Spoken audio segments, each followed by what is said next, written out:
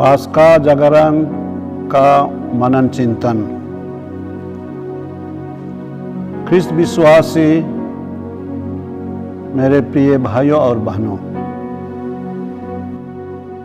आइए मेरे साथ आज पास्का जागरण का विधि के आधार में हम लोग उसका परिचय और मनन चिंतन सुनेंगे और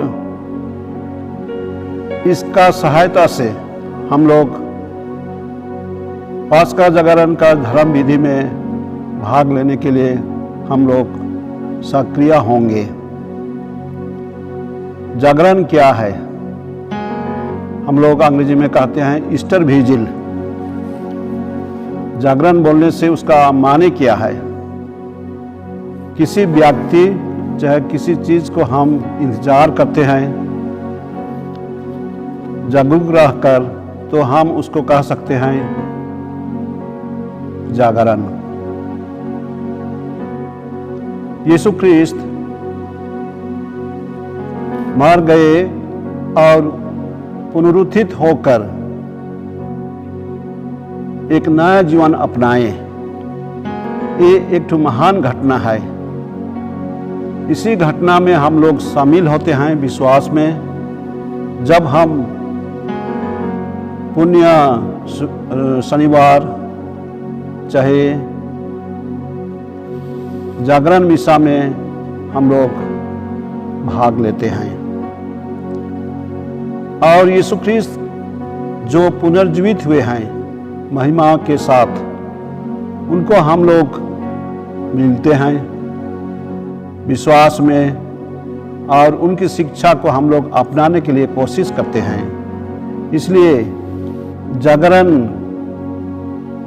मिसा का जो विधि है उसको हम लोग समझेंगे और उसके आधार में आज के जो धर्म विधि है उसको हम लोग शामिल होने के लिए कोशिश करेंगे।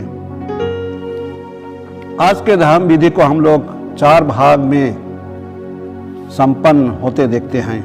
पहला भाग है प्रकाश विधि, दूसरा भाग है सप्त समारोह, तीसरा भाग है बपतिस्मा विधि और चौथा भाग है यूखरिस्तिया समारोह। पहला भाग है प्रकाश का विधि। नई आग और पस्का मोमबत्ती का आशीष शुरू में ही होता है, पुरोहित करते हैं और इसके बाद में वेदी की ओर जुलूस करते हुए जाते हैं। वे गीत गाते हैं ख्रिस्त की ज्योति, और ख्रिस्तीय समुदाय कहते हैं ईश्वर को धन्यवाद। हम लोग ऐसे ही ख्रिस्त का ज्योति गुणगान करते हुए पुरोहित को वेदी की ओर आने देखते हैं। वेदी पहुंचने के बाद में उपयाजक चाहे पुरोहित ज्योति गुणगान करते हैं। ये ज्योति गुणगान है बाइबल के आधार में मुक्ति विधान का वर्णन। हम लोग ज्योति गुणगान को सुनेंगे तो इसमें कैसे ईश्वर अपने पुत्र को भेजे इस दुनिया में और उनका प्रकाश से, उनका ज्योति से सारे मानव जाति में अंधकार दूर हो गया और एक नया जीवन का शुरुआत हुआ। इसी विचारधारा में हम लोग पूरा मानव इतिहास का चाहे मुक्ति इतिहास का बात को सुनते हैं और सब लोग कोई अपना अपना मोमबत्ती जलाते हैं और उस समय हम लोग देखते हैं समुदाय में कितना अच्छा दिखता है कि सब कोई ये जोत चाहे ज्योति को पकड़कर वेदी के सामने खड़े हैं और मोमबत्ती में, पस्का मोमबत्ती में हम लोग देखते हैं लिखा हुआ रहता है अल्फा और ओमेगा। शुरू और अंत, अर्थात यीशु ख्रिस्त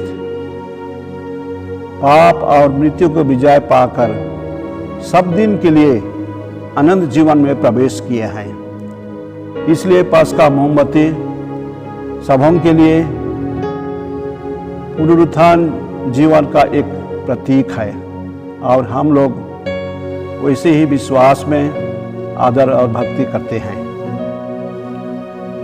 इसके बाद में हम लोग दूसरा भाग में आते हैं जो है शब्द समारोह।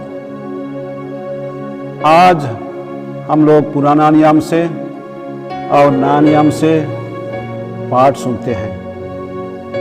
पुराना नियम का भाग में सृष्टि के बारे, हमारे पूर्वज अब्राहम के बारे, उनका विश्वास के जीवन के बारे और फिर नबियों के बारे, जो मसीहा का प्रतिज्ञा के बारे और मसीहा का परिचय के बारे वे शिक्षा देते हैं। ऐसे ही हम लोग पुराना नियम का भाग से सुनेंगे कैसे इस्राएली जनता में, इस्राएली लोगों में एक विश्वास और प्रतीक्षा का वातावरण फैला हुआ था। वो है मसीहा इस्राएली लोगों को मुक्ति देने के लिए आएंगे। नया नियम का भाग में हम लोग दो पाठ सुनते हैं, संत पौलुस का पत्र से और एक सुसमाचार से। संत पौलुस विशेषकर रोमियों के नाम में जो पत्र लिखा हुआ है उसमें व्याख्या देते हैं पुनरुत्थान के बारे, और पुनरुत्थान का क्या अर्थ है उसको समझाते हैं, और उसी के साथ में पस्का रहस्य के बारे भी वे प्रकट करते हैं। सुसमाचार में हम लोग मत्ती लिखित सुसमाचार से सुनते हैं, मृत यीशु ख्रिस्त को स्वर्ग के दूत चेलों को, शिष्यों को खबर देते हैं कि वे जी उठे हैं, और इसलिए उनको मृतकों में नहीं खोजना चाहिए। वे जी उठकर अपने पिता के पास जाने के लिए स्वर्ग की ओर गए हैं। तीसरा भाग में हम लोग आते हैं बपतिस्मा की विधि, और बपतिस्मा की विधि भी हमारे लिए एक महत्वपूर्ण बात है, चाहे महत्वपूर्ण विधि है, जिसमें हम लोग खुद अपने बारे सोचते हैं, अर्थात हम कैसे पापमय जीवन को छोड़ देंगे और ईश्वरीय जीवन को अपनाएंगे। इसलिए पुरोहित का अगुवाई से हम लोग ख्रिस्तीय विश्वास का जो करार है उसको हम दोहराते हैं।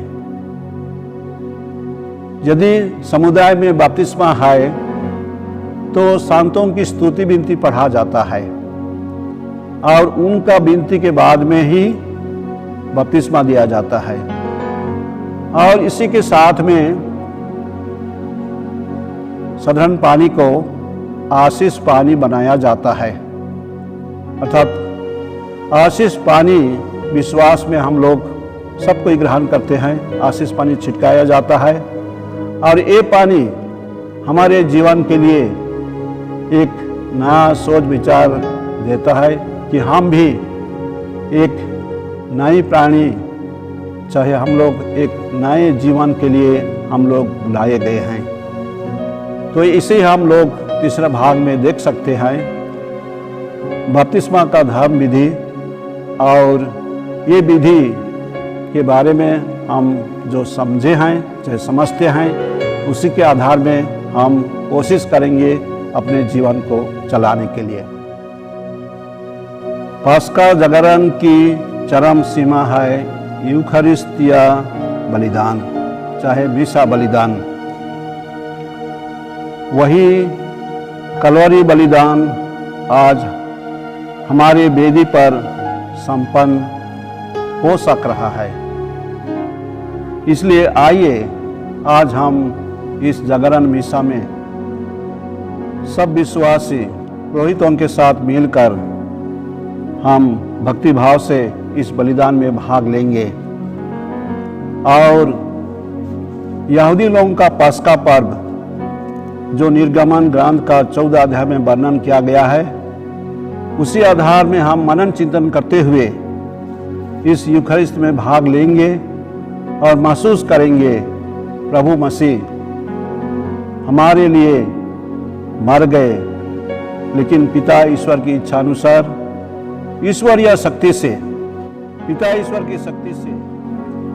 मेरे प्रिय भाइयों और बहनों, यूखरिस्तिया बलिदान में हम लोग आज भाग लेने वाले हैं। पुनर्जीवित यीशु ख्रिस्त का समारोह में भाग लेने से हम लोग जरूर आशीर्वाद पाएंगे। पस्का का विशेष गीत है हालेलुया। हम लोग हालेलुया गाते हैं खुशी, आनंद और रिज प्रकट करने के लिए। पुनर्जीवित प्रभु ईश्वर हम सबों को आज के इस पुण्य तिथि में आशीर्वाद दे और हम सब हालेलुया गान कर प्रभु की महिमा कर सकें। आमीन।